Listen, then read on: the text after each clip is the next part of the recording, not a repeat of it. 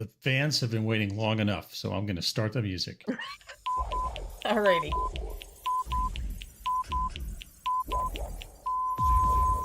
Good evening, ladies and gentlemen. Y'all are listening to the Overseas Connection podcast. Shut up and sit down.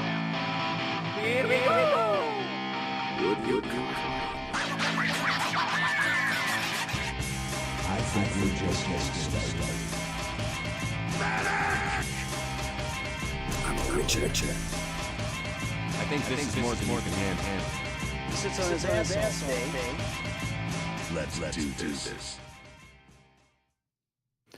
Hey, everybody. Thanks for tuning in to episode 879 of the Overseas Connection podcast. Today is March 22nd, 2026. So despite that coming soon intro screen that told you differently, we are indeed on the right day at the right time.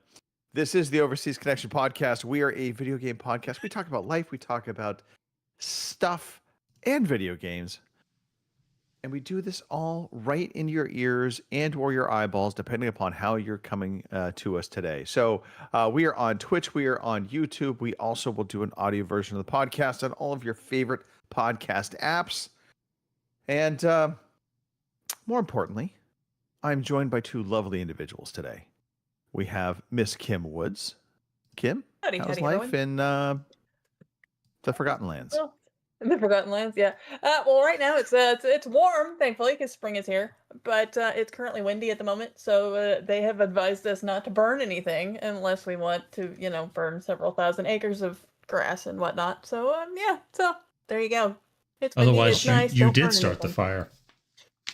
Yeah, right. Exactly. So. Fair enough. And that lovely dulcet tones you just heard, Mr. Christopher Matthew. Hello, everyone. Christopher Matthew, OC_CP Matthew on Xbox Live and Twitter. They still call me Moose on Discord and Steam. And I'm just happy to be here. We are happy to have you here. Thank you for manning the decks today, Mr. Matthew. I appreciate that. Buckle up. I am doing my best to give up some control, spread the duties. It is hard for me. It is. It's challenging, but Kim's going to be hosting the show next week, so that's awesome. Oh, sure. Yeah. And hey, Kim, come on. So I'm just saying, you could do it. I know. You've been here long enough. Come I on. No, but look, we are ready to talk. We're ready to have some fun. In case you don't know, we do this every Sunday, 8 p.m. in the UK, 12 p.m. in the West Coast, 3 p.m. in the East Coast, and in the Central Time Zone, it is 2 p.m.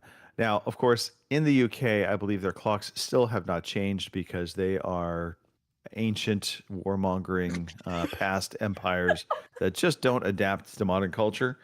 But for the modern world, it would be 8 p.m. it would be 8 p.m. in the UK, but because they're stuck at old times.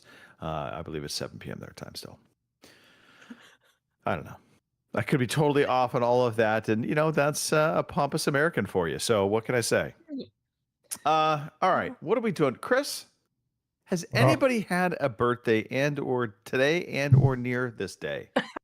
I'm sure lots of people have had birthdays, but we want to recognize. What would you like to talk about specifically? Community member Chris Henwood. Happy birthday, Chris! And out there in the wide world, a few famous birthdays this week. Sir Elton John. Let's see if I'm doing my math correctly. 79 this year. Reese Witherspoon turning 49 and 50, turning 50. I'm super good at math. Jonathan Groff. Big 5-0. Yeah, Jonathan Groff, King George himself from the original cast of Hamlet, is born in 1985 this week. And from World Wrestling Entertainment fame, The Undertaker, born this week in 1965. Happy birthday to them. Okay. Would you like to play them a small happy birthday song? And Happy birthday to you. Happy birthday to you. And we'll bring that to its merciful conclusion. Happy birthday to all of you. For the record, I do sing birthdays one of two ways, which is I either really try and make an effort and make it sound good. Usually that's me harmonizing with my wife, or I go that exact route of making it as obnoxious and off key as possible. That's the only two ways to do it. That's the more fun way. Yeah. Yeah. Okay. Well, we've covered the birthdays. I guess that's a show. We can just walk away now. We could. All right, I'm good. No, I suppose. No? All right. Okay. All right. Yeah. We probably should talk about some stuff. Let's talk about podcast. What, you said the show was over? Right. Not quite, Mr. Matthew. We don't get off that easy. Oh, well. We have to Speak earn for our yourself. paycheck somehow. Everyone here loves story time, our favorite time of the day. When There we go. It's our favorite time of the day. Yeah. It is. Nap time? But for the record, if we did make money off this, it literally, the check would cost more to print it than what you would make off the show. Oh. All right. Where do we start? Well, I'm going to start with the easiest one because it's the shortest one. Mr. Matthew, you seem confused. It is springtime, Mr. Matthew, officially. So what is going on here? I'm Why are you gonna confused by rant this? about spring because yes, while we have passed the spring equinox and it is officially spring, it's cold outside today. Like like very uncomfortable. The sun has gone away. I don't think we'll ever see it again. So I want to return spring. It is defective. Yeah. So in an ironic way, it does feel like the East Coast has seen a lot more of kind of the weather the UK usually gets, which is gloomy, no sun, cold, raining. Well, you guys get more snow, I think, than the UK does, but we do. Yeah, we do. Maybe you're trading places with them. It's our fault. It's our fault, I think, for I don't know, but I'm sure we did something wrong. Let's see. In other, I mean, Batch is in the chat right now. I think he's ready to break out his swim trunks and suntan lotion. This is a family show, Greg. Or maybe not. It's a family show. I didn't say he was putting on his thong. I said, he's breaking out his swim trunks. Okay. Good for him. Good for him. In other news, let's see what else happened this week. We had some distinguished visitors. So every 5 years, we have to renew our accreditation to be able to award degrees in engineering that are accredited by the American Board of Engineering and Technology, I believe is what ABET stands for. And so our Board of Visitors was here this week. It's funny because I've been around long enough that I know most of them. So it's really just a chance to catch up with a bunch of my friends. But we had a little social because that's what you do when you have people in town. And it was supposed to be a few of us go into a local restaurant with some members of the Board of Visitors, but only one of them showed up. So it really ended up just being a bunch of us from work hanging out with each other after work. But luckily, we kind of like each other. So it all worked out. Otherwise, it's been a boring week. And I'll tell you what I've done with my whole boring week later in the show. Oh. Fair. Okay. Why do I get the feeling it's not going to be as boring as we thought? But Probably not. maybe it is. But I don't know. It might be. It might be. Kim.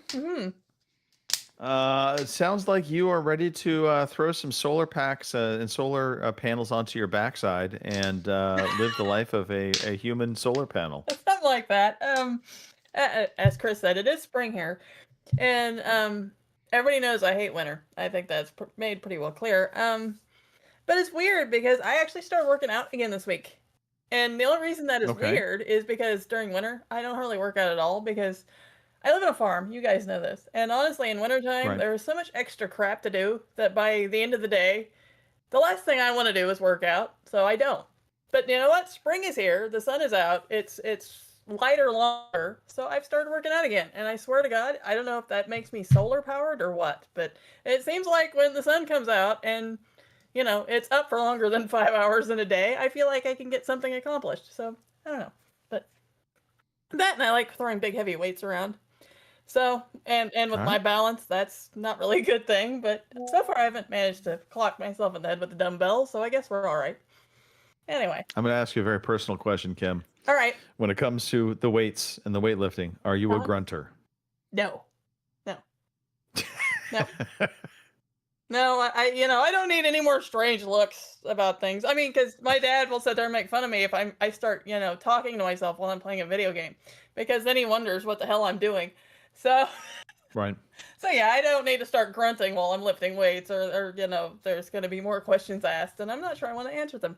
So yeah, no. Although to be fair, I guess maybe if I lifted like 200, 300 pounds, maybe. But I don't lift that heavy because honestly, I'd give myself a hernia and then I'd be in the hospital. So.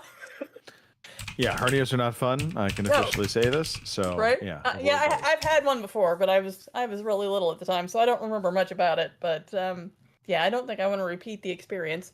So yeah, so that's the whole solar panel thing. I do. I think when it gets to be spring and there gets to be more sunlight out, I don't know. I have more energy or something. I don't know. I don't understand it, but here we are.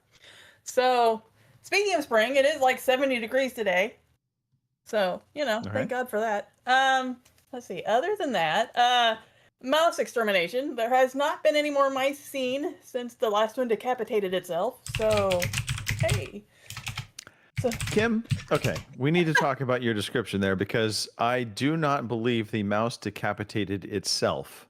It did. I believe that was inflicted upon it, Kim. Well, no, it didn't have to go near the trap. That was not my fault. Just because Did you lure it into the trap, Kim? There might have been peanut butter there, but I didn't. I didn't make it go there. It just because it has no willpower of its own. It's not my fault. Yeah.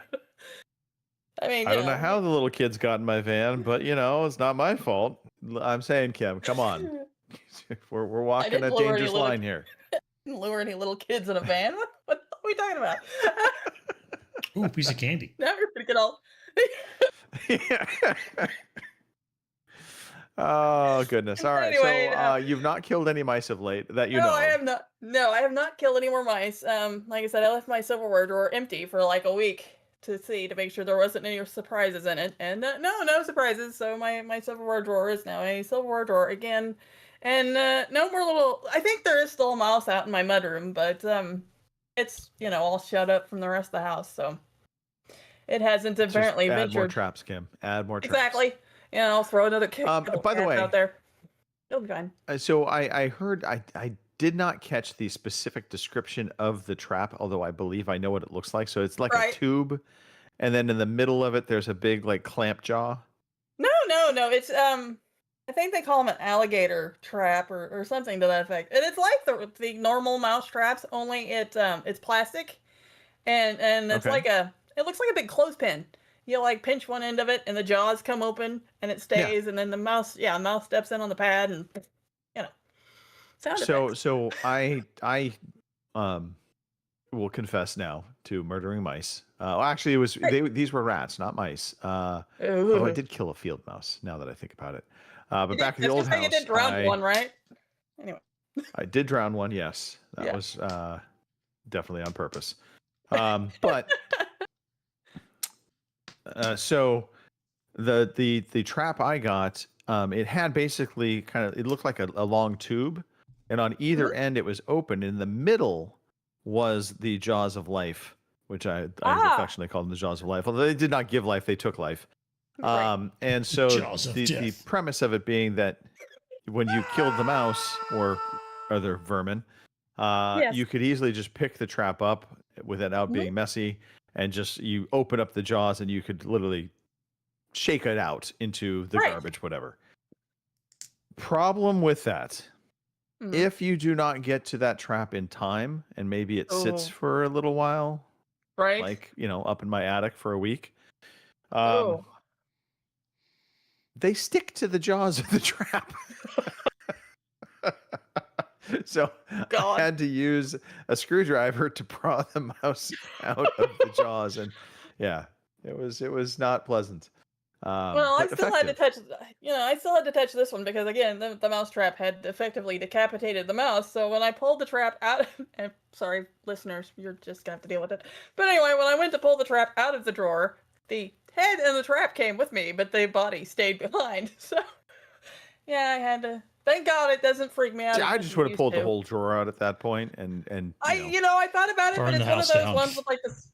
Burn the house down. We'll just start burn over. it all down. Uh, I thought about that, but it's one of those ones that's got the you can't pull it out all the way. It's got the little stops at the end of the drawer, and then you got to figure out how to unlock them and all that shit. So I'm like, you know what? It's dead. It's not like it's gonna come back and eat me. So I picked it up by the tail and we took her outside and away we went. So I Yeah. love and hate those kinds of drawers, by the way. And I and know, what it right? basically is whichever way the little lever goes on one side, it's the opposite way on the other side. yes, So and then you got to mess with trying to get I it back got it. in there and get it to work again. And I wasn't. got to line it up perfectly. So- Yeah. Right. So anyway, so no grizzly. Well, I don't know. I can't say that. I was gonna say no grizzly mouse exterminations this week, but we kind of just explained it all in detail yet again. So sorry. I mean, at least it was just a mouse and not something else, something bigger, maybe. Anyhow, other than that, speaking of bigger things, my 13-year-old nephew, I had to laugh, and you guys kind of know this because I put it in our WhatsApp chat, and he's been kind of on a streak this last week. But my 13-year-old nephew has decided he accidentally made an OnlyFans account, and I have to laugh Accidentally, you because say. yes, accidentally. That's what he told me. And the reason I know this is because between his mother and me, we both follow his email and all that stuff to make sure he stays out of things. Because this is also the same nephew that, and you guys know this story too. I also caught him on Pornhub. So, and let me tell you, that was not a conversation I was looking forward to have. But here we are. And yeah, so I had to laugh. I got the email that says so and so has signed up for an OnlyFans, and I looked at it and I'm like, well, this isn't good. So I immediately took a screenshot, sent it to his mother, and I'm like, he's only 13. He really shouldn't have an OnlyFans account. So we're sitting there and we're talking about it on the phone, and all of a sudden I hear him in the background going, I signed up for it for an accident. And I'm like, how the hell do you sign up for an account like that as an accident? Did you just like fall into the screen and suddenly type your name and everything in and Kim, look, happens to me all the button? time. I accidentally entered my right. name, address, credit card information Right? by accident. Right. So I'm like, but yeah, it was funny because here he is over the phone. I did it in accident. Okay, there's a lot of things you can do by accident. Signing up for an OnlyFans account is not one of them. So my poor 13-year-old nephew is going on 30 at this point. So, but it But I'm pretty sure between his mom and everything else, they got it deleted, and now he has a tracking app on his phone that lets us know whenever he's on shady websites and all that sort of thing. Now, whether or not half the time if that works or not, I don't know, but I guess we'll see. But yeah, it likes to inform me. This is the challenge the modern day male teenager faces. Back in our day, when Mr. Matthew and I were growing up, we had the benefit of easily destroyable magazines. Kids these days, Playboy and all that, yeah. digital footprints, snooping aunts and mothers. I'm just saying, it's a lot tougher for them.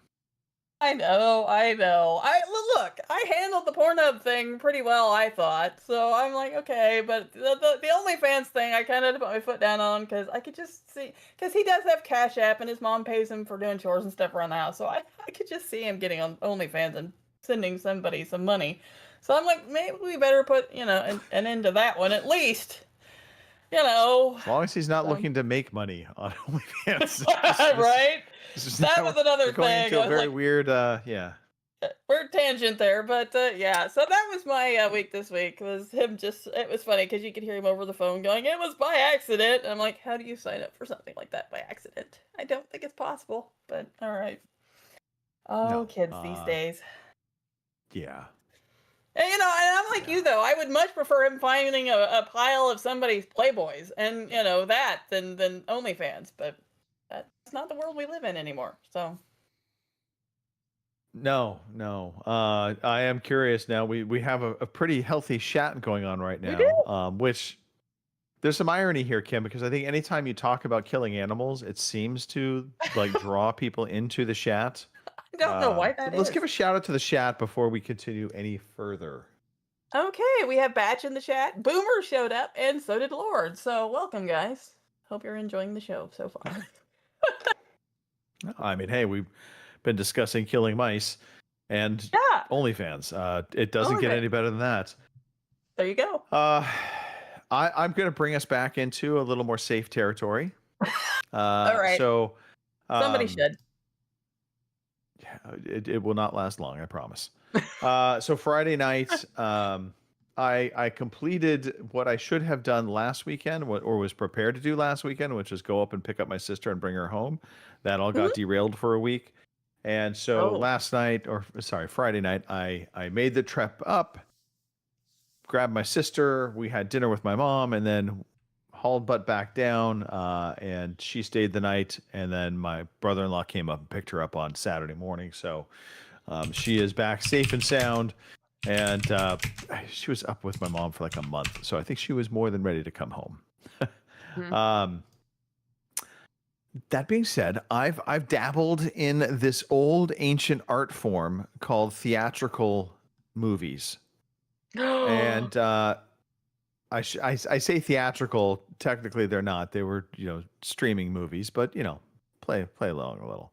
So I saw three different shows. I wanted to kind of highlight all three because there's varying degrees of greatness and or not so greatness with each of these. The first one was called Trap House. This is on Netflix, and it's a Dave Bautista movie. He is playing a DEA agent in the movie. And I thought it was going to be a little more action-y. I mean, it does have action in it, don't get me wrong, but turned out it kind of was more of like one of those Scooby-Doo teenage adventure movies where the teenagers get themselves into trouble more than they can handle, and eventually the adults have to come to the rescue. That's a very broad synopsis, but take it for what it is. So just go in knowing it's not necessarily what it seems to be on the surface. Also, I watched the full season of Wonder Man.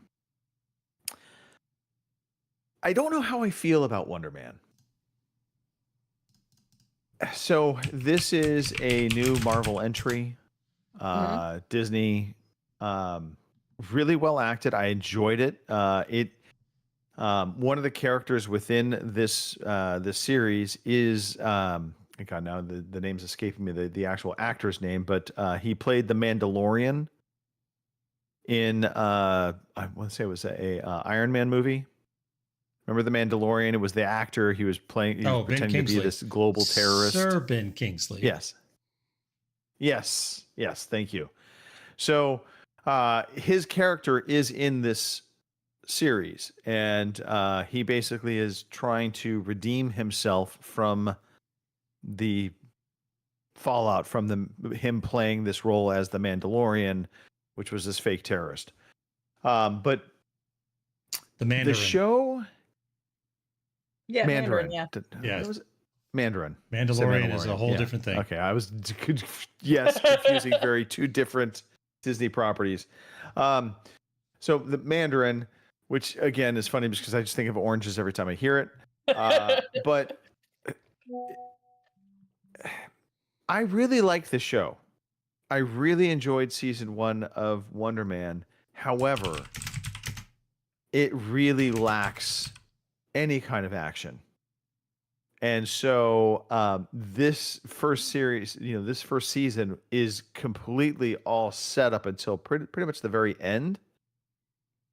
And I enjoyed that because I really liked the character building and the unique kind of bond these two different characters have in the show. I don't want to spoil it for anybody, but I will say the payoff isn't necessarily there at the end.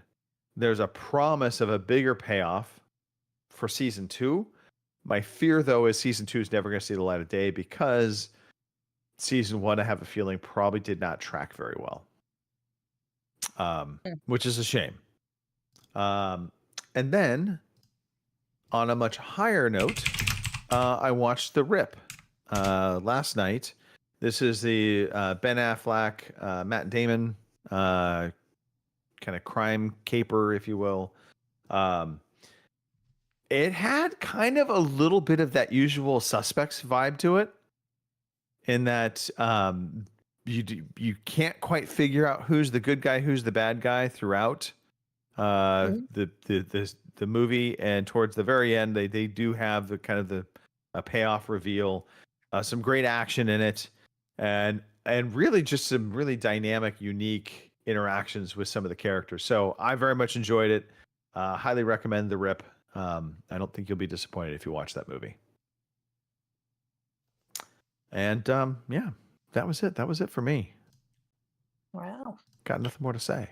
A lot of times watching You know what movies. that means, Mr. Matthew? What does that mean? Yeah, I was in the vibe. I was feeling it. All right. I think we need to talk about some video games.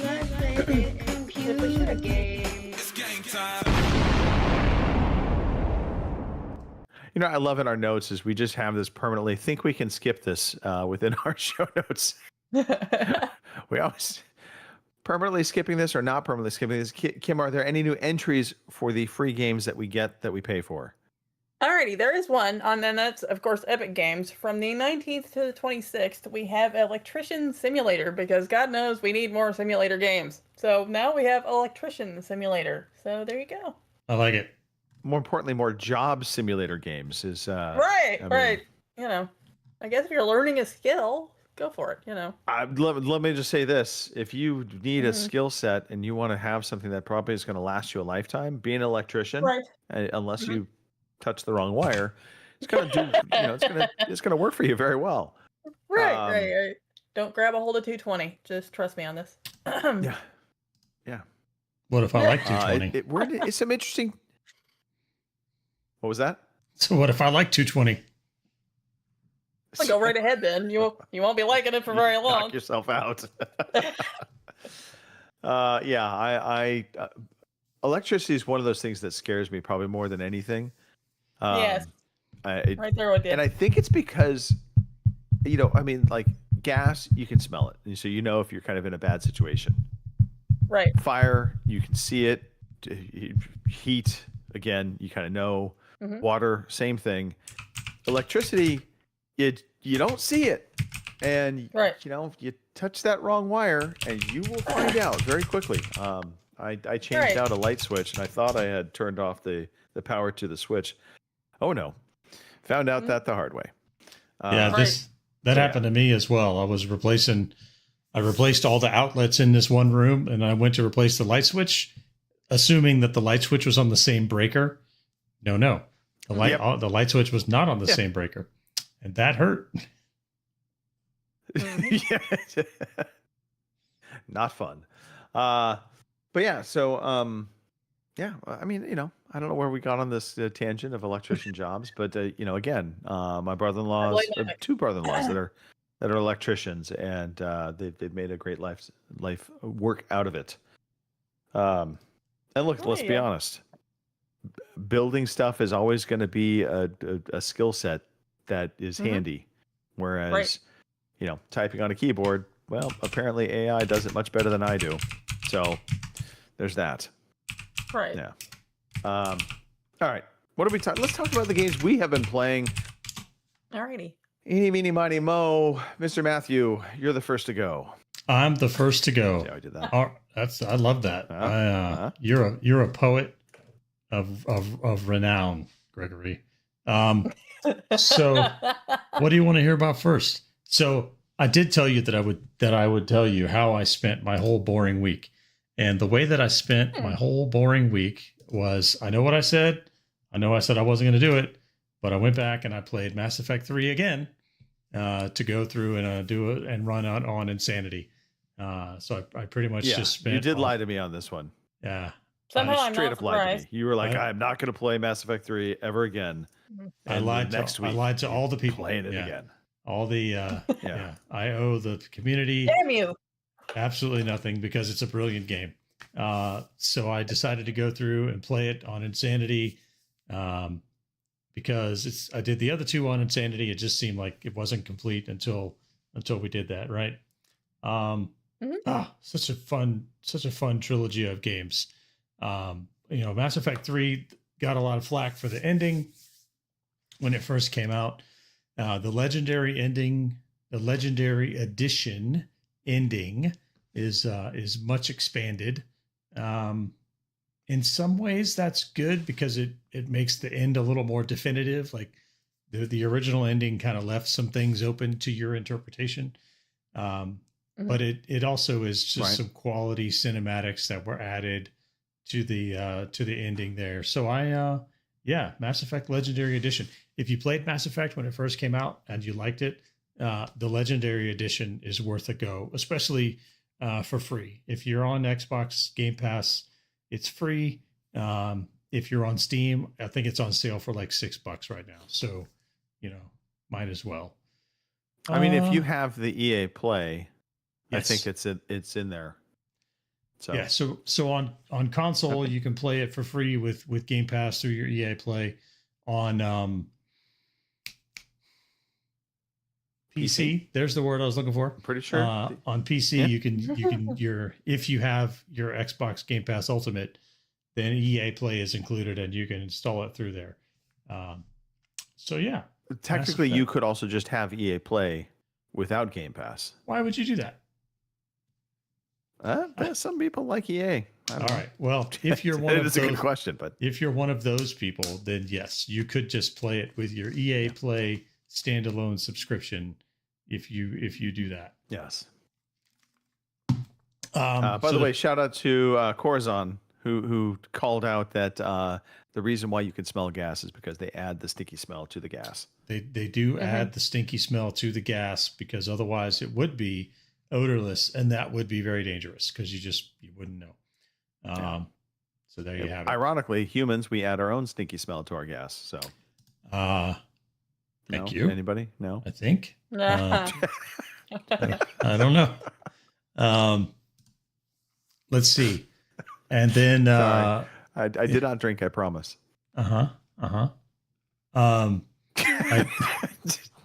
I did play a little bit of Arc Raiders. I got to say that the Arc Raiders buzz has kind of left me. I'm just kind of not feeling it anymore. So when I was not playing when I was not playing Mass Effect, I was playing a little bit of Baldur's Gate 3. And what had happened in Baldur's Gate 3 was I was playing as a paladin. And so there's the scene where you go and rescue. Oh man, that's terrible.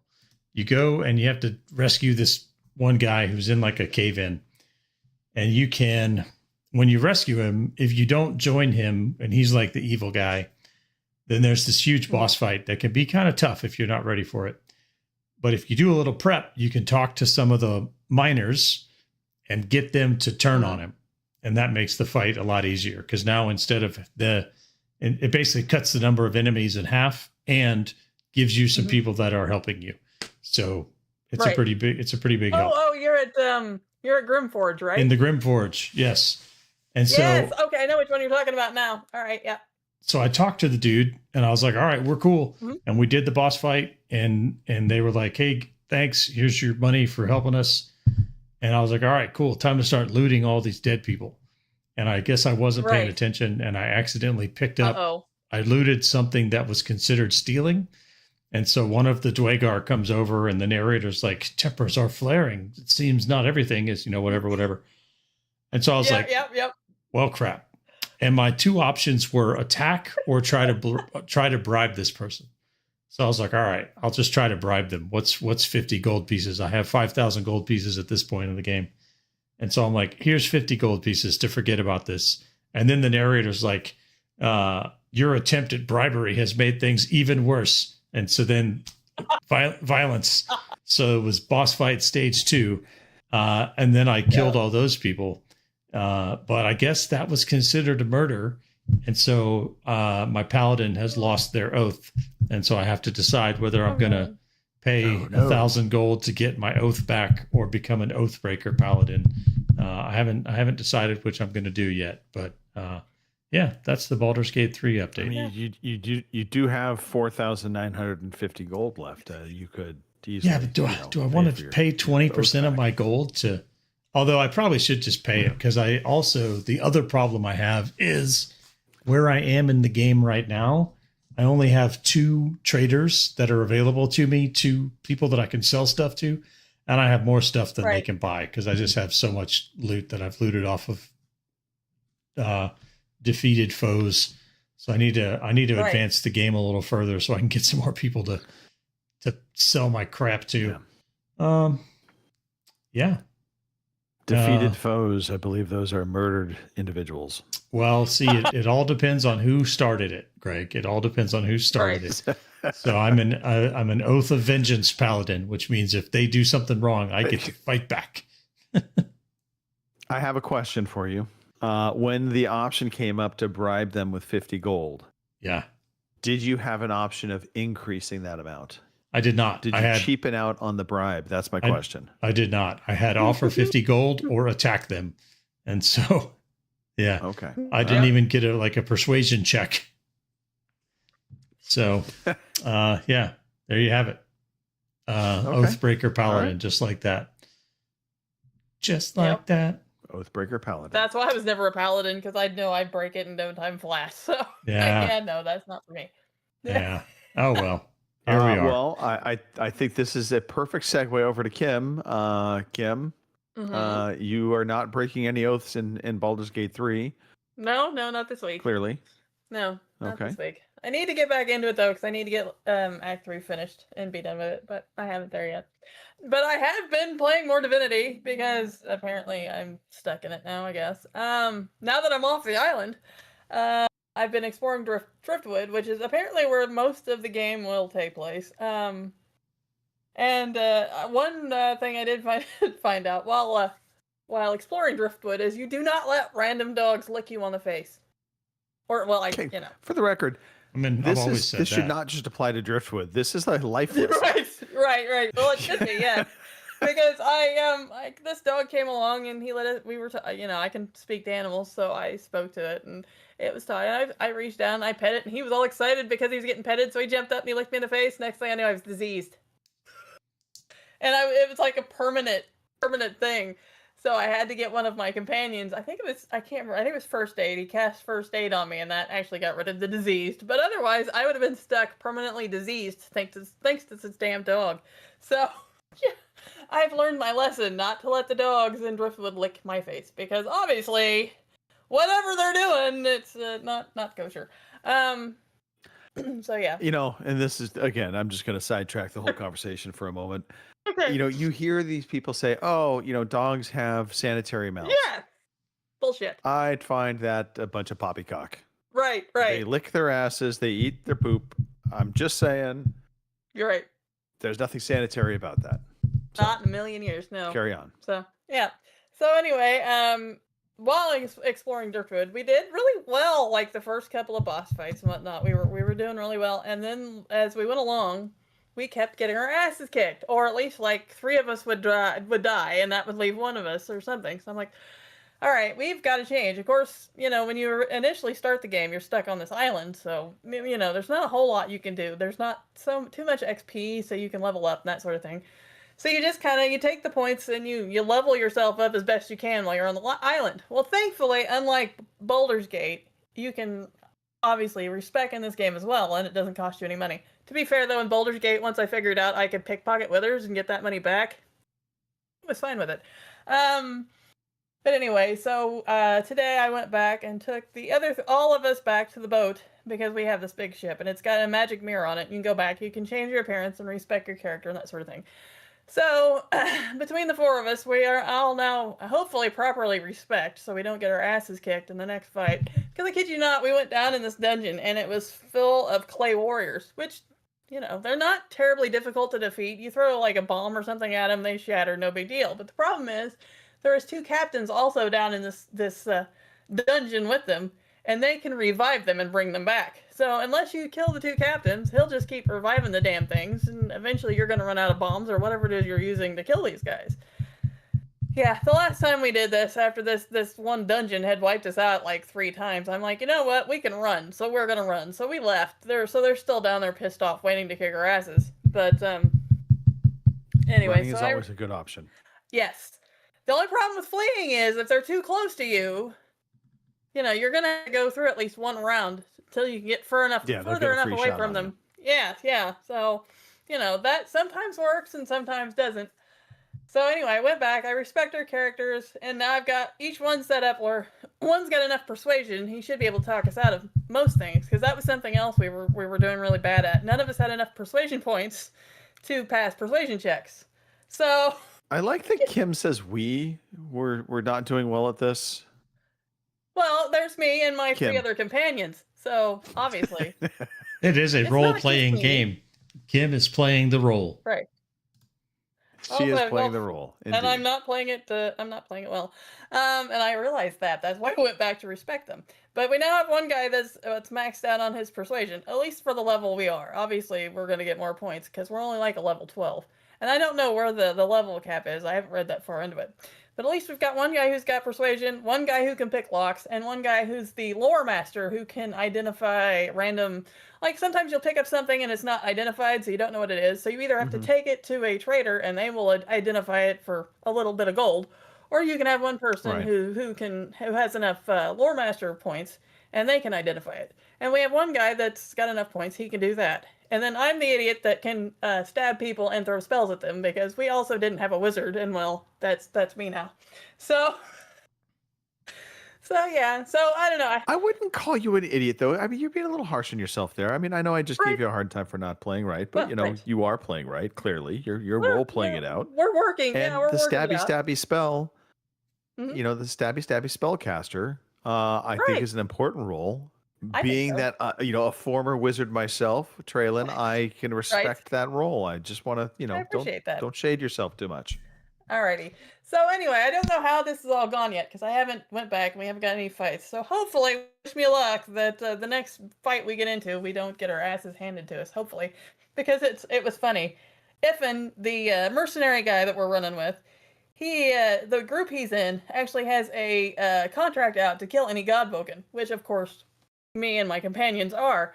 So I had to ask him. I'm like, dude, because we're kind of dating too. I'm like, if we go and meet your buddies, you're not gonna. Like I slipped that in there a little bit. I said, when we go and meet your buddies, well, you're not gonna turn my ass in for the reward, are you? And he's like, oh no, we're not gonna do that. So anyway, we go and find his friends at this abandoned sawmill. Thankfully, Iffin, true to his word, did not turn my ass in. But it was funny because right before the fight started, it popped up on the screen. These people are higher level than you. You might not want to stay here. And I'm like, hell no, we're fine. We can beat, because I don't know what level they were. I think we were level 10, I think, at the time. And I'm like, oh no, hell, we'll give it one shot. We'll be fine. We were dead within 3 minutes. So Yeah. so popped up. Of course, we had to reload because we were all dead. And I thought, okay, we're not doing this again. So of course we all fled and got away. But we had to do it one character at a time. So that took a little bit, but we got away. And Divinity, it's been fun. I mean, like I said, we're getting our asses kicked, but and we're not gonna let strange dogs lick us anymore. But it's been fun. Especially not in the anyway. face. No, or well, anywhere as far as that goes. Because dear God, it was funny. I'm sitting there staring at my little character on the screen after the dog's been through, and I'm seeing this weird thing happening to me, and I'm like limping along, and I'm like, what the fuck just happened? So I pull up my character sheet, and all of a sudden at the bottom you see diseased permanently, and I'm like, uh-oh, that's not good. So immediately I'm on Google going, okay, how the hell do I lose this? Because this can't be good.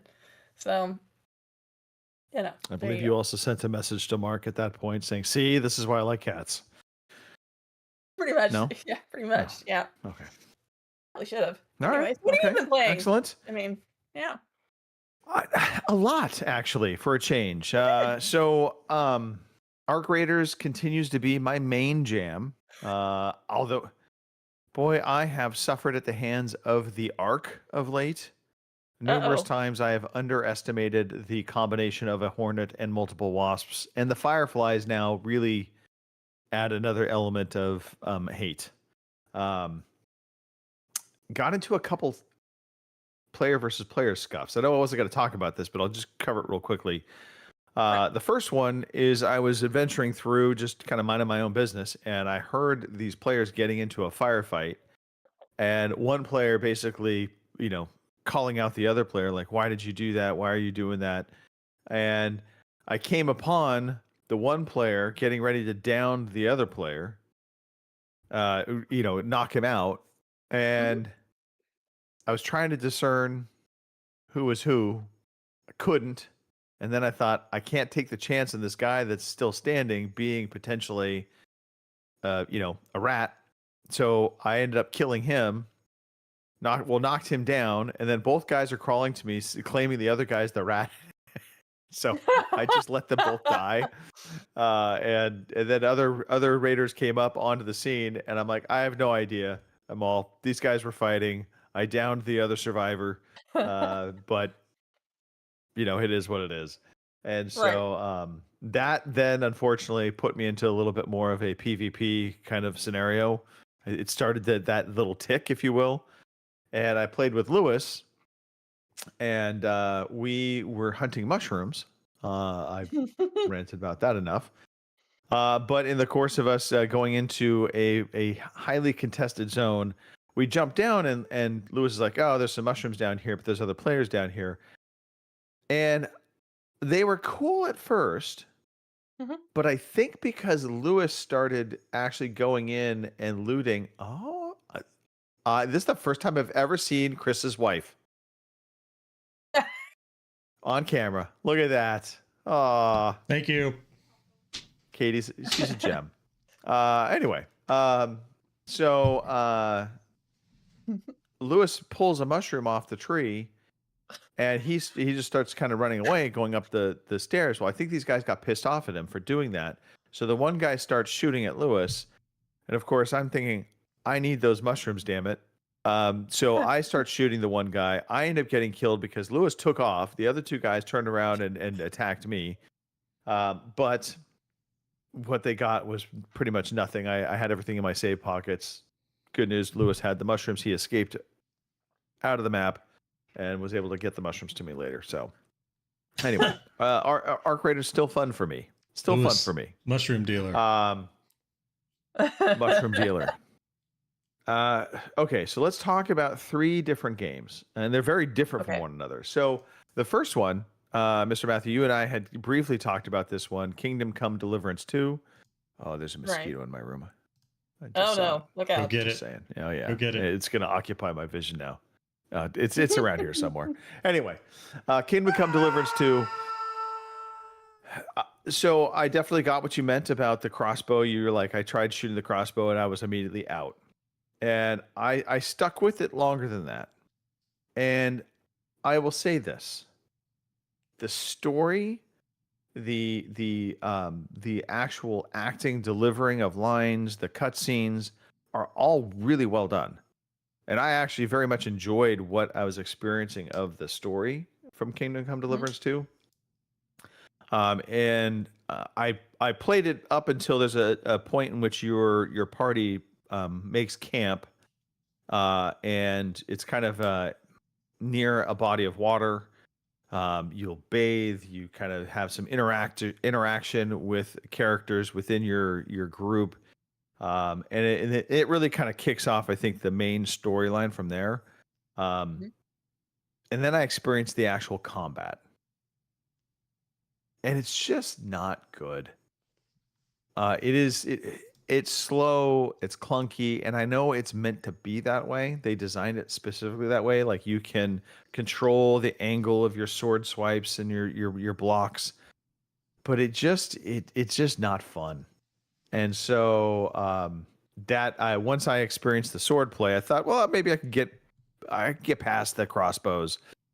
No, I was out. I couldn't take it. So I will not be playing any more Kingdom Come Deliverance 2. However, for those of you that can stomach the combat, I think there's actually a very good story to be told here, and they do deliver it very well. So that's take that for what it's worth. I wonder, is that good enough anymore, right? So if we go 20, 25 years ago, a good story with some good visuals could carry a mediocre game. But anymore, I think every studio has the ability to make these really, we look at Unreal Engine 5, like, it's just Unreal Engine 5. we have every studio can make these really visually appealing games. And if they have some good writers, they can tell a good story, but it's the gameplay has to grip you, right? It just does. Yeah. Anyway. I don't disagree. I think there is an option to play on a much easier difficulty, which is kind of like just going through the story. Yeah. That might be something worth looking at. But yeah, the combat really, really turned me off. So I also played the game Avatar. That's the newest iteration of this. It feels very safe. Kind of, I'll say kind of by the numbers shooter. You can go third person or first person. I think it was really intended to be first person, but they give you the option of being third person. But when you're in third person, it feels a bit clunky to the environments, especially when you're trying to sneak as a 7 foot plus tall avatar, creature. And unfortunately, the story, and this is the problem with the entirety of Avatar, is it feels like it's just repeat and rinse of the original story of, humans bad, alien population good, alien population is one with nature, and we need to get rid of the bad, evil humans. And I'm oversimplifying it, but I mean that is the general gist of it. I mean, yeah, it's a very anti-imperial kind of thing, right? Like it's less about humans versus Na'vi than it is about invaders versus the indigenous people. Yeah. Right. Sorry. Right. And they do, even in the movies, they get away from the corporate humans versus the Na'vi in a later iteration of the movies. But even then, it's still being invaded by, it's always somebody invading the peaceful Na'vi that just want to be one with nature. The controls are okay. They're not horrible. And I think if you really like Avatar, you'll enjoy this. But to me, it felt like a very safely made shooter. They kind of did all the little check boxes they could. And so I don't know that I'll stick with it. I wanted to check it out. I did. I'm not gripped by this game. I'll just say that. Now, are you? And then a very different game. Before we leave Avatar, I do have a question. Well, actually, I have two questions. First question. Okay. Is the player character one of the Na'vi, or is the player character one of the avatars? So the player character is a Na'vi, but their children, they're children Na'vi that were kind of saved and developed by the bad human corporate machine. Huh. And so they kind of escape to do their thing and get back with the Na'vi people, if you will. So yeah, you don't have that kind of interaction of the human taking control of the Na'vi. You're playing as a young Na'vi that is growing into being a warrior, so to speak. And the intent was you to become a weapon for the humans. All right. And then my second question is, do you have any? Are there any cameos from any of the characters from the movies? Like, do you see Jake Sully at any point in time, or? Not yet. No, I don't recall seeing any cameos of other characters. All right. Yeah, maybe one of the Na'vi might be a cameo, but I don't know the Na'vi names well enough to know if they were or not. Yeah, I mean, it looks good. Doesn't visually, it's nice. It controls well enough. Again, I just felt like everything feels safe so far within the game in terms of like checking off all the little boxes that you need to for a shooter game. So let me just talk about this last one. I won't spend a ton of time on it, but this was just a fun twin stick shooter. It's called Mini Shoot. And it controls like Geometry Wars. So your left stick is controlling the direction you're going, your right stick is controlling the direction of your shooting, and it kind of auto shoots depending, as you thumbstick in the direction of everything. It's done from a top-down perspective. It's like an adventurous map, and you can kind of see it here. So it's almost bullet hell shooter like, but there's adventuring, there's collecting, there's upgrading within it, and so it provides some challenge, and I think some of the challenge, for me at least, sometimes became from some of the controls. The controls felt a little floaty to me at times, so when I died, sometimes I questioned whether it was me or it was just the controls not necessarily doing exactly what I wanted them to do. Like Geometry Wars for me was very snappy. Everything felt like really, really good on the control scheme. Here, it's not quite that level. But for something that is just kind of fun, it's adventurous. It's kind of a palate cleanser, if you will, for me. So I enjoyed what I played of it. And you adventure further into the map, you uncover additional things. You're basically trying to free other beings, and I forgot the name of the creatures that you are, because basically they've been enslaved and they've kind of been crystallized into these stasis spots in the map, and you shoot to break them free. And either you'll gain powers for them or they'll become a potential trade partner with you, that kind of thing. But, as you're going along, you'll unlock secret rooms and little spots of hidden possible treasure. And then there's all the little mini boss battles that you kind of stumble into as you're traveling through the course of the map. And it was just an unexpected fun. And I don't know what made me click on it other than it was advertised well on the dashboard. And I saw it and I thought, you know what, I'll give it a try. And so, yeah, mini shoot. I think it's part of Game Pass. I could be wrong, but I'm pretty sure it is. Yeah, that's my week.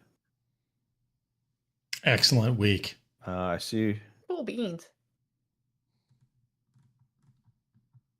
I was just reading Corz's note, not too so much to Far Cry and Ghost Recon. Yeah, co-op open world shooter. I didn't know about the co-op component to it. That we're talking about Avatar, kind of jumping back to Avatar. Apparently it is a co-op shooter. I did not experience the co-op part of it yet. It was just me against the world. You against the world. All right. Speaking of being against the world. That's the way it always is. Right now, everybody gets exactly. Get away from the window. There we go. Now look. Good. It's time for the quiz. Yeah, you know what? Oh, too bad. Tough. Too bad. Tough. Okay. I'm going to need I would just like to announce real quickly. Mm-hmm. All of the chat is minus points right now. Just because. What they did. What they did. Let's see. I'm going to need the two of you to monitor the chat for me for answers. Okay. Although, let's see. I'll see what I can do. All right, I'm back. All right, up first. I mean, if you're not looking at their numbers, Kim and I absolutely will tell you what they said correctly. Yeah. I just realized. Sure. I just realized I can't really trust you with that task. So we're gonna go with Xenoblade Chronicles 2. Xenoblade Chronicles 2, which was released on the Switch. That's going to be our first game in our mystery theme quiz. For this week. So Xenoblade Chronicles 2 on the Nintendo Switch. And let me see if I can get a release year for you. I think it was 2015. 2017. Xenoblade Chronicles 2. Greg wasn't here last week, so we're going to let Greg get the first word. Corzan and Boomer are already in there. Bam! Look at them firing away. Clearly they're wrong. So, all right. Xenoblade Chronicles 2.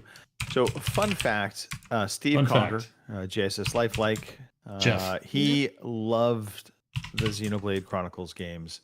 and thought I would very much like them because they, I believe, have mechs in them. And And you I very can already much see did where this not. is going. fact, I did not ever play this. But I believe this game was received fairly well. So I'm going to say 85. All right, Greg's going to say 85. All right, Kim, over to you. Well, since Greg took my answer, How could it be your answer if I gave it first, Kim? I'm just saying. because you went first, that's why. 87. Kim is going to say 87. You should have gone with Price is Right in the other direction, Kim. It was 83. 83 was the correct answer. Give me 1 second while I move my totaler over there. Done. And done. Up Totaler next. has been moved. The totaler has been moved. Up next There you go. is a game that I think many of us enjoyed, which is Batman Arkham City. Batman Arkham City was released in 2011, and we want to look at the Xbox 360 version. And I have to remember that it is spelled Arkham. 2011. Yes. Xbox 360. There we go. So, Kim, you get to go first in round 2. Riddle Say me 90. this, Kim. Riddle me this, Kim. Yep, I'm gonna say 90. Kim is going to say 90. No hesitation at all. 90. Wow, she's just jumping right in there. Boomer says 95. Gregors.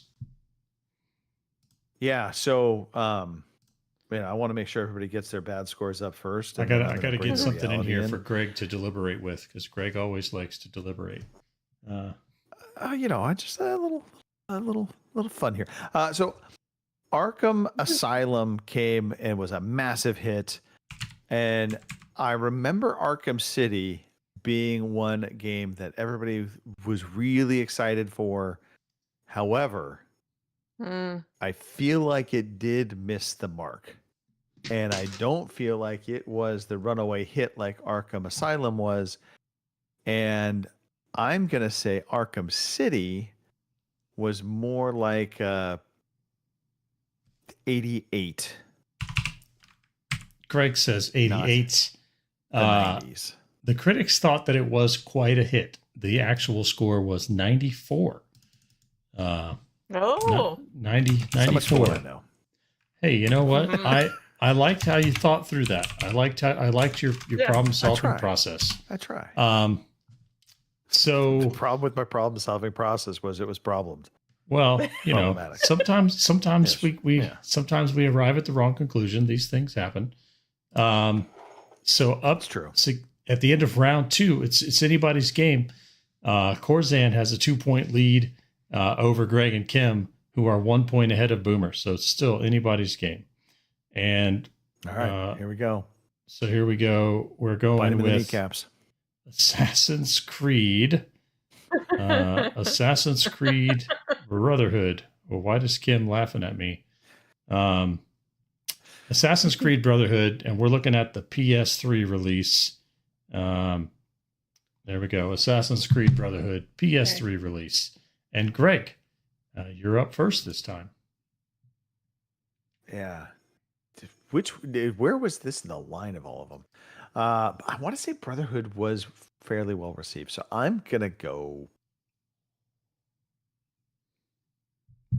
Because what was the one that was set in Europe? It was in France. That was the one that really did not do well. And then This I was think not that. Brotherhood came out This was after that. still Ezio Auditore. Yeah. I think Brotherhood did very well. So I'm going to say 90. Greg is going to say 90. Boomer agrees with Greg. He also said 90, and Corzan says 88. What do you think, Kim? I'm gonna say 85. Kim's going to be contrarian and say 85. I am. The actual answer was 90. So well done, Boomer and Greg. Right. And so now going into the final round in regulation, Greg and Corzan are tied for the lead. Boomer 1 point behind. Kim, you got to make some moves here. You got to. You're trailing Greg by 5 points. So the last title in this week's mystery themed quiz is one that I enjoyed very much. Mass Effect 2. But we're gonna look at the PC version of Mass Effect 2. And so, Kim, you get the first word on the PC version of Mass Effect 2. How many times can I say Mass Effect 2? And it just keeps going. I'm gonna say 90 because I know it did well. So Kim is gonna say 90. Greg? Yeah, the challenge here is this is the PC version. It is the PC version. I know says, Mass Effect 2. Just for your information, Boomer says 85 and Corzan says 95. Yeah. So, going through my thought process here, right? I could, being that if I just only cared about beating Kim, I could just Price is Right or one direction or the other and just be, within a point and I'm fine. yeah, right. I'm not going to try and do that. I'll be damned. You got to go I for do the have win. to set my sights on winning I got to go for the win. Yeah. This Corzan has the a whole pretty good enchilada. lead here. Yeah. So Or you and Corzan were tied, I think. Yeah, Mass Effect 2, this is the one that introduced the co-op horde system. That was 3. The multiplayer. Is that 3? Ooh. Oh, Now there's a I'm hitch in the questioning plan. myself. Yeah, there is a hitch. I still, I'm going to say 91. Greg is going to come in with I a feel like 91. is about where it landed. All right. It was 94, in fact. So at the end of regulation, we have Corzan in the lead with 9 points, Greg in a close second with 11 points, Kim in third with 17, and Boomer with 18. So we'll just go -5.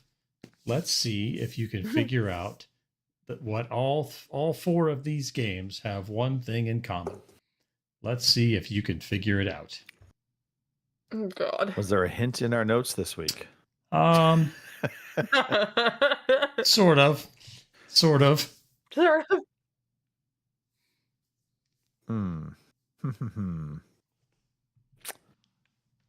Let's see. Hang on. Yeah, Corzan did not like the inventory management in Mass Effect 2 compared to Mass Effect 1. And on that, we can agree. I thought Mass Effect 1 was much more role-playing game-like.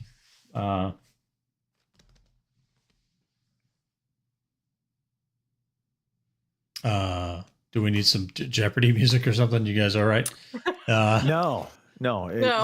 Sorry, was this me going first? Is Kim going first? Who's going first? With Well, I Let's already see. have no idea, so you might as well just go and give me the -5. All right, so Kim is deferring to Greg. Yeah. Go with your bad self there.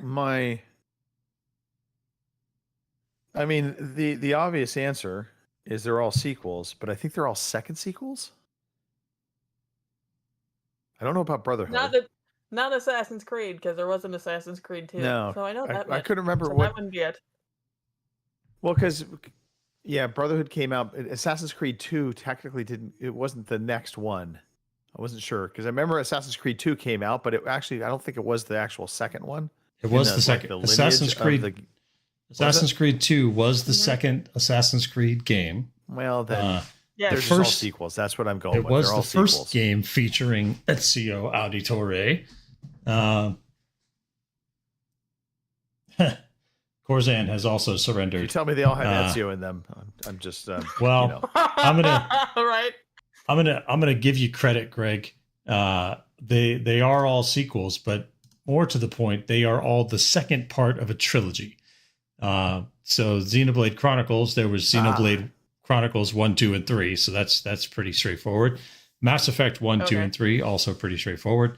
Batman, you had Arkham Asylum, Arkham City, and then Arkham Knight. So that made a trilogy. And Assassin's Creed, you had Assassin's Creed, I believe it was Assassin's Creed 2 introduced Ezio. Assassin's Creed Brotherhood was the second of Ezio's stories. And I want to say Unity might have finished out the Ezio Auditore Assassin's Creed series, because Assassin's Creed 3, of course, came to colonial America. But I did stumble my way into the right answer for the record, because I did say Close. they were all the second game of the series. Close. But I'm gonna give you credit. Trilogy. Yeah. I'm gonna give you credit. I'm gonna give you credit. You didn't quite get all the way there, but it was close enough. I stubbed my toe at the finish line. Yeah. There you go. So there you go. Well done, I broke everybody. my ankle, one of the two. Yeah. And with just Yes, close well enough done. to the correct answer, Gregory gets the win this week. I'll be darned. I appreciate it. I will sign signatures after autographs at a modest price after the show. All right. What are we doing? I think we're going to talk about some news. Now it's time for the news. Oh yeah, there's a thing, isn't there? There's the thing. Usually. Yep. You just got the thing. And now it's time for the news. Just got the thing. Fair enough. Okay. Hey, if you're jealous of Orlando's Universal Epic having Mario World, and you're over in the UK thinking we're never going to have Mario World, well, fear not. You're going to get your own Minecraft world. Minecraft is officially getting a £50 million UK theme park land. So planned to open in 2027 at Chessington World of Adventures in Greater London. Minecraft World will feature the first Minecraft roller coaster, the world's biggest Minecraft shop where you can spend more money, and Minecraft themed food where you spend even more money for something that probably is going to not agree with your digestive I tract. suppose they're going to have Steve's And lava then they will chicken. have interactive lava chicken. I guarantee if you eat lava chicken, you are probably going to the bathroom quickly. Interactive adventures also will be included within this fantastic little world. Any thoughts on Minecraft World? I think It feels that a little might- light to me. I'm just going to say that right now. I don't know. Like, I mean, it depends on how long it's been since you played Minecraft. I think if you consider all of the different biomes that they've introduced since the game launched, Yeah. I think you could make a very interesting, if you go for immersion the way that Disney builds their parks, you could create a very interesting space to walk around in. There's great opportunity with some of the interactive rides. Like I think about like the if you go to Legoland, there's like a Ninjago thing where you throw ninja stars at the enemies, and so I think it could be interesting. Boomer asking the question why? Because Boomer. Because I just told you why. I just told you. So I don't disagree with you, Chris. Having answer gone to is Mario World and to seeing make how money. they did that, Mhm. yeah, I think there's absolutely a path of making something really cool and unique and fun. To me, just hearing what they had planned with just the one ride, that to me feels a little light. Like, you have to have at least a couple of rides, things to do Right, beyond yeah. spend money. Right. Yeah. And that feels like pretty much we'll have a roller coaster and then all these different places you can spend money. I wonder if they're like it's going to be one ride and then they'll add some rides later. I don't know. I guess I missed that point. Because you got to have. I bet. You got to have multiple experiences. Because if you think about Yeah. Minecraft only as Minecraft, then the IP dries up pretty quickly. But you've also got Minecraft Dungeons and there's another Minecraft Right. type video game that I'm the name of which is escaping me now, but plus the Minecraft movie, right? So yeah, there's things to Yeah. do there. I mean, you could do something with chicken chasers, right? I think Chicken that could be chasers, you could have a fun, chicken chasing. and maybe it's those interactive adventures. Maybe we don't really quite understand what that means. Maybe those are going to be like mini, kind of experiences that you actually ride through, but they're just not a roller coaster. And if that's the case, then great. I think this could be, something fun. But also 50 million pounds felt a little light considering how much these things cost these days. But, Yeah, who knows? Who knows? I mean that's $100 million. all right. Yeah. Yeah, I don't know. We'll see. Well, maybe this becomes the pinnacle of video game based movie, theme parks. Speaking of video games interacting with other mediums, Netflix live action Assassin's Creed series has started filming, and the cast has officially been announced. So the show cast has also been confirmed and will include Toby Wallace, Baby Teeth, and Lola Pettigrew from Say Nothing. Netflix greenlight the series back in July 2025, and it'll be produced and run by the Emmy nominees Roberto Patino, who's famous for DMZ, Westworld, and Sons of Anarchy, and then David Weiner from Halo and Homecoming and The Killing. So some pretty good pedigree there. Last year's Netflix described the series as a high-octane thriller centered on the secret war between two shadowy factions, and according to its creators, will follow various characters across pivotal historical events. So, sounds like they're actually getting the right vibe of Assassin's Creed. Which, I mean, let's face it, the Jake Gyllenhaal Assassin's Creed movie felt like it missed the mark terribly. I never saw that one. Saw that. Yeah, it's not worth seeing. The full cast, by the way, I'll run through it real fast. Toby Wallace, Lola Pettigrew, Laura Marcus, Tanzin Crawford, Zachary Hart, Nabhan Rizwan, Clays Bang, Nomi Rapasi, Ramsey Bedie. Easy for you to say. Sure. Sean Harris, Corrado Invernizzi. Good Lord, why did I agree to do this? Sandra Goldberg Camp, Youssef Kirkor, and Mirren Mack. That rounds out the list. But I like the fact that because it almost sounds like they're going to kind of do some snapshots of all the different games. They're going to go to different times of history and, kind of following these guys through these historical events. So it could be really cool if they do it right. I just hope that they really do blend in the modern day side of it, of us, entering into these machines to go back in time. And that plays a role, that we just don't kind of, it's my one gripe about the Assassin's Creed series. They really got away from that whole side of it. And they just became these kind of historical simulators, if you will, and not necessarily simulators, I know, but they really stopped caring about the story of the modern day factions and what was going on there. Yeah. Does that make sense? It does Give make me the sense. side eye, Chris. Well, the reason I'm giving you the side eye, everything you said is factually correct.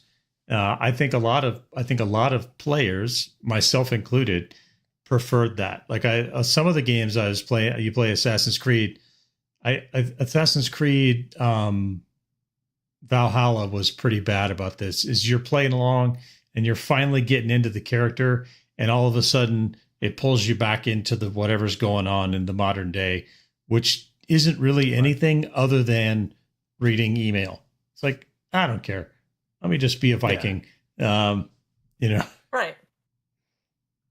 Anyway. See, I always thought that they missed the mark of the modern day stuff, though, because there's this shadowy war happening in the past, but it's also very much happening in the future or in present day, because obviously we're using these machines depending upon, if you're a Templar or what is it, the Templars and the Masons? Assassins. Just the assassins. Well, okay. But you're using these machines to go back in time to try and change history, so to speak, or keep history the same. But there has to be this modern day element of those wars actually happening. I was always very disappointed we didn't actually just have some like just straight up gun battles in one of those offices where, the bad guys are coming in trying to take out the people trying to go back in time. That all would have made total sense. I mean, if you remember, the whole thing started with Miles. I can't remember the last name of the Miles character, who was the first person going into the machine, which the name of which I'm forgetting at the moment. But it was Abstergo, who were the Templars of the modern day, who had kind of like kidnapped him and tricked him into doing this, kind of a thing. And it ended with him having to escape, or maybe that was Assassins. Maybe that was later, one of the later ones, but he had to escape from Abstergo. Yeah. Anyway. I just thought they could have done a lot more with the modern day component to it. I know the main thrust of the game was actually all about the past and all of the cool scenes and things that you could do as an assassin in Assassin's Creed, but still, I actually just really liked the story of using this technology to go back in time. I thought there was really cool kind of corporate wars, Templar wars, if you will, story there that they just never really realized. And then they just got away from it completely. And they're like, hey, we're just going to really focus in more on the historical, like Assassin's Creed Origins. I don't think really touches on any of the actual modern day element other than, it's like a history lesson at times. Yeah. Anyway, I digress. Mm-hmm. Okay. Next story. This is a weird one to me. I don't understand. Well, let me just go through the story and then we'll talk about it. So NVIDIA revealed DLSS 5. And this basically is their AI model to alter visuals of supported games and basically giving these games photoreal lighting and materials through an AI tool. And the release of this, they showed off a bunch of comparison screens of different characters that you look at it and you're like, here's what it looked like before. Here, and in fact, I've seen multiple where they actually had 3 different characters from the same game showing the difference between DLSS 5 being on and off, comparing it to the original, then a remaster, and then the DLSS 5 version. I thought they looked fantastic. But there was this crazy backlash over this. And part of me, I feel like it's this narrative of AI slop that's become this term being thrown around. And I just don't think it was necessarily warranted. I mean, this reveal YouTube video from NVIDIA had apparently like 16% likes and everything else was negative around it. And I mean, generative AI in this situation, I thought was a clever use. It was a good use. It made these games look better. And I don't understand. I mean, people are like, oh my God, it looks horrible. I'm like, what are you talking about? The it looks horrible never made sense to me. Anyway, I think that's my soapbox, obviously. Yeah. Well, one, if you kind of follow along, there's growing public sentiment against this AI being added to everything, because it's a huge resource hog.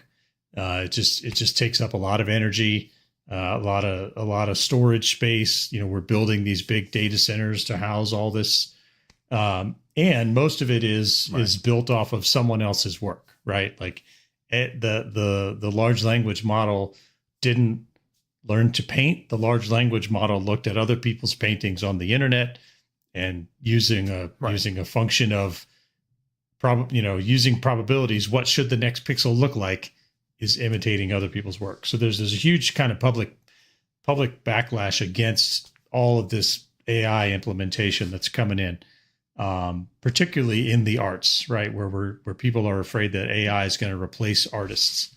And then the other is a lot of people don't like there's a lot of artifacting around it, right? Like even if the hands are starting to look like actual hands, which was, when the AI images first came out, like you just look at the hands and the hands all look wrong. There's just a lot of artifacting around it, and it just kind of doesn't look great, right? Also, we're in the middle of this chip shortage where RAM prices are doubling and graphics card prices are doubling. So who actually has the hardware to run this, right? Because I think you have to have at least a 5000 series NVIDIA GPU to run it, right? If I'm remembering correctly. So counterpoint to your point, I think that's why a lot of people are pushing back on it. Counterpoint to your counterpoint to my counterpoint. I love it. To counterpoint. I think it's just I think there's a lot of bandwagon jumping on here around AI and the dislike for AI. So I get your point taken. I think there is that pushback against anything. The moment it has AI in it is the moment they're like, oh my God, it's got to be horrible. This was not horrible. The visuals looked better. I don't care what anybody trying to tell me they looked worse is smoking crack. The other thing you have to consider is, of course, they looked better in NVIDIA's presentation.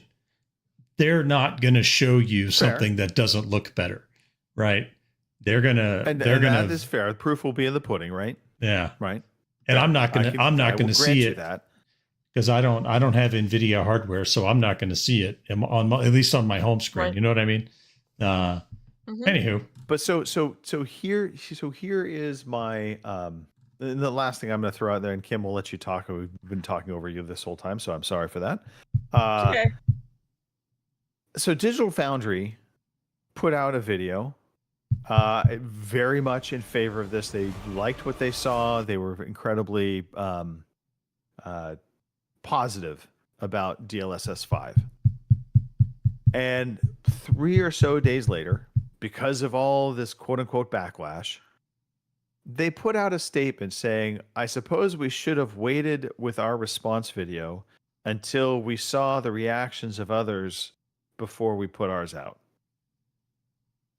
And that to me right there is just telling of the moment of being like, are you really upset over this, or is everybody just waiting to see what anybody else says? In the moment, people are jumping on the negative side. Well, then we should be negative about it. Clearly, they were not negative about it. They liked it, and Digital Foundry has always presumably been a very unbiased voice in the gaming industry. But it really concerns me that they're throwing this out there, and that's, I guess, this is a separate issue to the DLSS 5. I would just say, let's wait and see. Let's wait and see what things actually look like and what the actual plan from NVIDIA is in terms of utilizing this. My understanding is some games can support it. That'll be up to the developers whether they allow it to be supported or not. I don't know. Kim, do you have AI hate? I don't. Oh, I mean, I don't like that, necessarily. I know. But I do agree with you, like the Digital Foundry deal. It's kind of like when Larian came out saying they were going to use AI to kind of help. They weren't going to necessarily put it in the game, but they were going to use it like for testing things, and everybody immediately jumped on them and said, well, that's a bad thing. You shouldn't do it. Even though they said, well, it's not going to make it into the game. We're just using it to test certain things to make it a little easier on everybody else, or maybe, speed things up. But then immediately everybody jumped on them. No, this is bad. So then, days later they retracted and said, okay, no, we're not using it at all. Whatever. So, yeah, I mean, yes, AI is probably going to make some things easier. I don't think it's necessarily a bad thing. I have seen it where, you can use it to rip other people's art and stuff like that off. Now, obviously, that's not a great thing. But, like, Larian was going to use it to kind of test things out. I don't see that as necessarily a bad thing. So, I think it's always where people are always looking for the next big thing to hate. And I think AI right now is that thing. So, Yeah. I mean, everybody was cool with Carrie Fisher being replicated in Star Wars. And apparently No? Val Kilmer is doing Mr. that Matthew? in the Val Kilmer, yeah. Yeah. I don't know. I'm not, again, I am not against the use of these large language models. I am not in favor of the use of the large language model as a replacement for doing actual artistic work. right. You know what I mean? I just think the quality suffers. Fair. Because what you start to see is if the large language model replaces the artist, then eventually the large language models are just training on each other, and it just right. makes it potentially makes this negative feedback loop where the quality just really suffers. I also right. think the reproduction of the Princess Leia character and the Grand Moff Tarkin characters in a movie like Rogue One, that put a whole lot of people to work for a little while doing all those VFX, right? So they were using some machine learning tools, sure, but there was a lot of, there was an actor with a bunch of dots on their face saying right. those lines, right? So yeah, I think that's a different thing. Yeah. Anyway, yeah, that's fair. All right. Well, curious to see. Genie's out of the bottle. It's too late to complain now. Boomer. No, it's Boomer, not. Just putting the facts down. We can complain all too we late want. To complain, Boomer. Come on. Our human beings. You've not been on the internet lately, Boomer. Inalienable right to complain. It's a rite of passage. All right, give it a week and something else will come out, and a bunch of them will start, bitching about that, and that'll be the next big thing. So, that's usually how this. Speaking of bitching about things, Kim, let's talk about the new releases coming up. Yay! Alrighty, your new releases for this week. Oh, I know, right? It's awful. Ariana and the Elder Codex for the PS5, PS4, and Switch on the 24th. Mado Monogatari. That's where I'm going with that. Fia, and this is all one title. I swear this is not 2 games. Mado Monogatari, Fia, and the Wondrous Academy for the PC on the 25th. Holy moly. I miss games like Adventure and Pitfall. I swear to God at this point. Copa City for the PS5, Xbox Series X and S, Xbox One, and PC on the 26th. Life is Strange Reunion for the PS5, Xbox Series X and S, and PC also on the 26th. Project Songbird for the PS5, Xbox Series X and S, and the PC on the 26th as well. A lot of games coming out on the 26th. Screamer for the PS5, Xbox Series X and S, and PC on the 26th. Okay, that was unnecessary because that was right in my freaking eardrum. Holy shit. Now you got to turn it off. Oh, Lord. Is it over? I think my left ear is deaf. Anyway, Marvel Maximum Collection for the PS5, the X and S, Switch, and PC on the 27th. Oh, man. Seriously, that was loud. And last but not least, we have Mega Man Star Force Legacy Collection for just about everything other than Android and iOS. I mean, PS4, 5, Xbox X and S, Xbox One, Switch, and PC. Oh, it's not out for the Switch too, but I bet you it will be eventually. And that'll be out March 27th.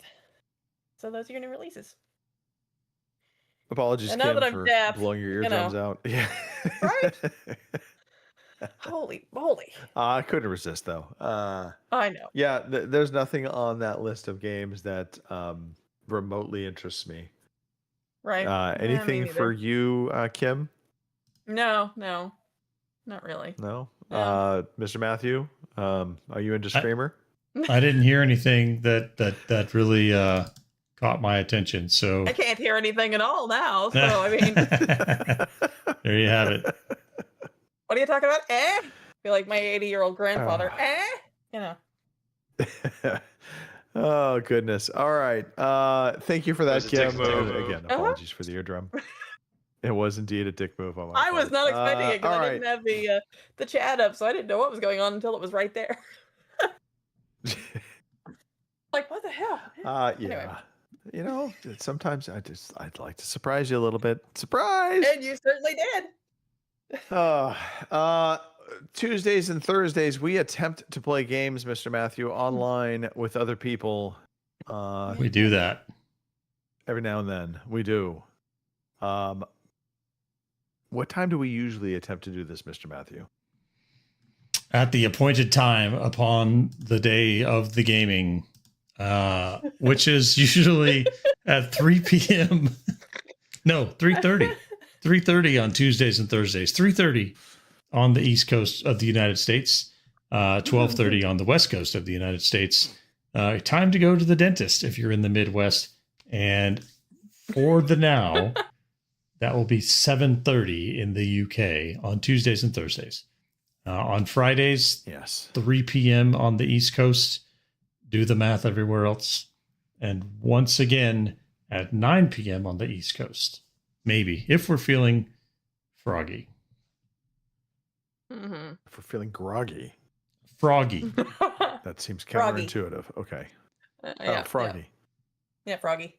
All right. What are we hunting for Stay this frosty, week, by people. the way, Greg? I mean, you found your mushrooms, so what are you up to next? The next greatest thing you could possibly want to look for, rusted gears. Oh, They have yes. been the bane of my existence. Yeah. Hopefully, you have your tetanus shot. You know, apparently not. Oh, Yeah. It's literally watching videos of, best places for rusted gears. No, none of them. I finally got one this morning. I still need 2 more. There's a highway in the map Buried City on Arc Raiders. It spans this broken highway spans the entire map. And it's littered with cars, and everybody claims that, oh, you can find rusted gears there. Just open all of the cars that have trunks available to open. I opened every car on that stupid highway. Literally every car. Not Right. one. oh hell. Not one. Not one. All right. It's about that time. We're going to wrap things up. Let's do a last shout out, Kim, to the chat before I close us out here. Alrighty, let me pull up my shatters list here. I mean, it's not a gigantic list, but sometimes I forget and I don't want to do that. We have Batch Gaming, we have Boomer, we have Lord, and Corzon. So thank you guys for dropping in the chat this week and playing along with our quiz and general commentary and feedback. We appreciate. So Yes, absolutely. Appreciate all of you losing to me in the quiz. That is fantastic. Thank you for that, Kim. Corazon, we are excited for you to get to the real time next week. So when your clock changes forward and you're caught up to the real leaders of the world. So I'm leaning into this way too much. You could email the show. We may or may not pick up that email in a timely fashion, but we certainly will encourage you to do it. ocpodcast@gmail.com. You can leave your feedback for my bodacious, braggadocious claims. I don't know. Outlandish is probably the best. Outlandish is probably foolish, maybe. Yeah. Foolish, certainly. Yes. We are on Twitter. We are on Facebook. So come check us out in those social media spaces. We are also on Discord because I've been told it's the future and I had to bend the knee. I'm still not entirely convinced, but we are there. And I've been using it far more than I ever thought I was going to use it. About time. So take that, I guess. We might just have Mark back potentially next week. He's done it with his vacation time. Yeah. So he's notified us that he might be ready to come back. So that's something to look forward to. We're still not sure what the plan is, by the way, folks. We're not sure what the plan is for next week. It's a bit of a moving target right now because both Chris and I are not here for the weekend. So one of two things are going to happen. We're either going to do an early show, or if Mark actually is back from his vacation time, he and Kim might be able to pull together a show together. Right. Kim might lead it. Yeah, maybe we'll know. We'll see. Kim, if Mark will do all the technical bullshit in the background, because I ain't doing that. But You know. Mark, we It's need you for your decided. technical bullshit, okay? Yes. Mark It is Mark will spin the decided. decks. Kim will host. It is decided. There we go. It'll be a Perfect. 15-minute show. If it's the worst, because I will go like a 15-minute mile a minute. show. We'll see. You never know. Oh, I'm excited might. for this now. This is look at us. We just bullied Kim right I into mean, it. I love I it. have been on here for like 10 years at this point, so I mean, I didn't want to say anything. I'm trying to be the good guy probably here. the longest I've stuck Uh, with anything. So let's face it. Why you guys All haven't right, gotten rid of me it before is now? set I'll in never know. stone. That means Mark, you're back on the podcast, whether you really want it to be or not. All right. You're in. On that note, You know, yes, you're in like Flynn. Mr. Matthew, any shout outs you would like to give this? Oh, I would like to shout out the world, but mostly Kim and Greg. Thanks for being here on the show, Aw. so that I'm not talking to myself. Shout out to all the shatters, and I'm going to shout out spring because it's a lie, and I can't wait until we get some real sunshine. And I am going to shout out Army women's hockey because I left the Army women's hockey game at the end of the second period to come do the show, and they were up against Air Force women's hockey 4-0 at the end of the second period. So good for them. I have a question. All right. Again, not having seen women's hockey outside of the Olympics, Uh-huh. do they get into fights? I did not see any fights. Okay. Yeah, I did not witness any fights. So the other thing is, this is a collegiate club team. They're not an NCAA team. And so in some cases, you've got people that have never played hockey that are just like, you know what, I would like to try hockey. Okay. What's fun about it is, it's a little bit slower paced because they're not as fast. Like you can definitely tell there's some of the players who played in high school and they know how to play and they know how to skate and they're just skating circles around everybody else. And then you got some people out there who are just doing well enough not to fall down. But the game moves at a slower pace, and so you can actually follow the way the play develops and see the method to the madness as they pass the puck around. And so their fundamentals are really sound. And so it's interesting to watch if you want to learn about hockey, because it's, again, collegiate club, not as fast as an NCAA or Olympic match. And it's quite enjoyable. And, they're just happy to have anybody in the stands. So if you're there cheering, it's fun. Anywho. Okay. Those are my shout outs. Great. Kim, any shout outs? I'm supposed to pass it over to Kim. Kim. Yeah, There you go. It'll work. It's fine. Yeah, a shout out to you guys as always. I like coming on here and running my mouth and whatever, losing at quizzes and not knowing what the fucking themes are, because obviously my brain does not work that way. You'll get one of these days. One of these days. These days, yeah. I used to get it when Greg was doing it because they were fairly easy, like that one. They were all out in February. yeah. I'm like, oh, God, that everything one. has the name Blue in it. Yeah, That's I know. Right. I'm I simple. could do those. Hey, I like that. one word for yeah. it. Rudimentary, sure. I'll own it. Alrighty. Shout out to Mother Nature because it is spring. I'll send you some warm weather, because we're actually getting that now. Just I'd as long as appreciate make sure it. you don't take it all, because I don't want winter back anytime soon.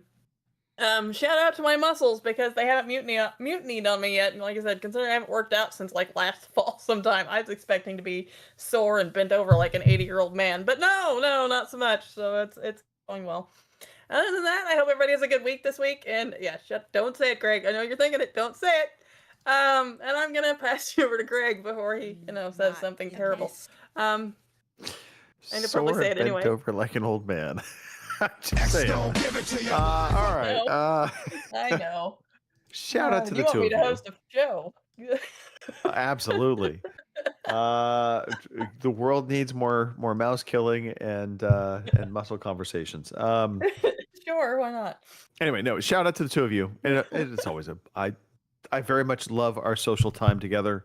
It is a release and just a fun time to just to have a laugh. So thank you for that. Huge shout out to the chat. I do love our chatters. Awesome people. We've got a great community. Yeah, shout out to Mom. Doing well. So so far so good. We'll still working towards getting her over the hill, but we're inching ever so closer. Anyway, on that note, we're done. We're out of here. Everybody have a great rest of your weekend. We will be back next week. Thank you for listening to the Overseas Connection podcast.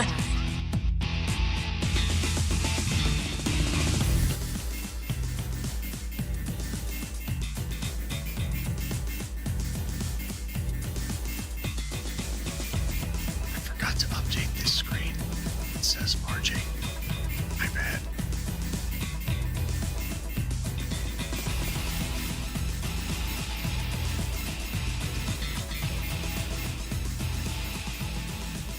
See you same time next week.